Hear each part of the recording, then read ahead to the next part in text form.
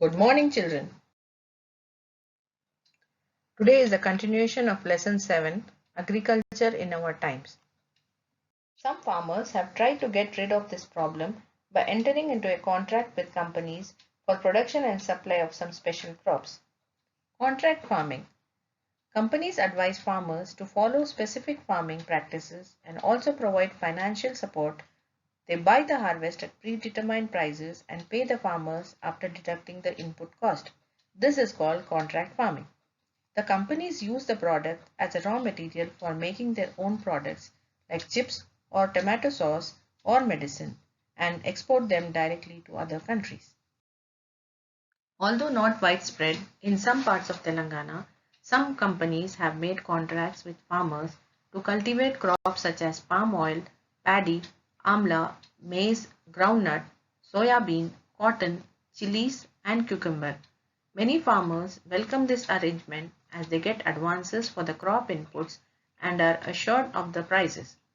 However, they have to bear the risk of poor harvest.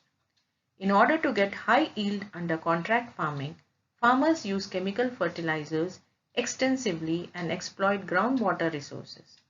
Often, farmers use the best lands earmarked for their own food production for contract farming, hence harming the security of their own food.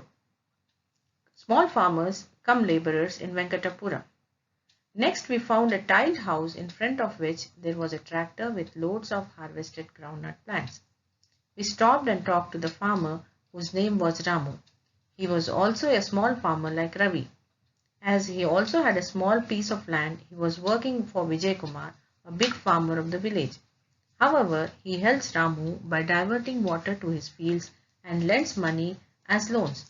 As Ramu borrowed money for borewell, he had to repay Vijay Kumar. He cultivates his land only during Kharif season with few workers and members of his family. Since his income is not sufficient, he has to work for Vijay Kumar. He has to irrigate his large paddy and sugarcane fields and do whatever task is assigned to him. Since Ramu knows to drive, he also works as tractor driver and plows the fields, transports paddy and other things to the market. Small farmers of Telangana. 4 out of 5 farmers in Telangana are like Ravi and Ramu. They own very little land and have poor irrigation facilities. They are in great need of loans and they have to approach banks or rich peasants, that is farmers, money lenders or brokers for this. They are forced to sell their produce at lower prices. To make the ends meet, they have to work as laborers in others' fields. We already discussed the problems of laborers and the small farmers. Now coming down to large farmers, Ramu took us to his employer Vijay Kumar. Vijay Kumar's house had a big compound wall inside which we found a paddy harvester, a thresher and a tractor trailer. Laborers were unloading at the harvested groundnut plants and about 10 to 15 women were plucking the pods in a tiled shed. Vijay Kumar has a large column or threshing floor which is used to dry the harvest. He has a go-down like shed to keep paddy, fertilizer bags and other farming equipments.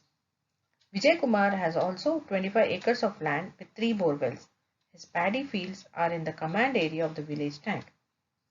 He borrowed Rs 25 lakhs from bank to buy harvester and thresher for hiring them to other farmers. He is able to buy more farm machines, borewells and lease in more lands. Vijay Kumar gets more income from selling the milk of more than 20 of his Murrah buffaloes. He also has a fertilizer shop in the village and lends money to farmers and other laborers. Vijay Kumar has another house in the nearby town in which his family lives. Agriculture in Telangana. Over the years, agriculture in Telangana has changed.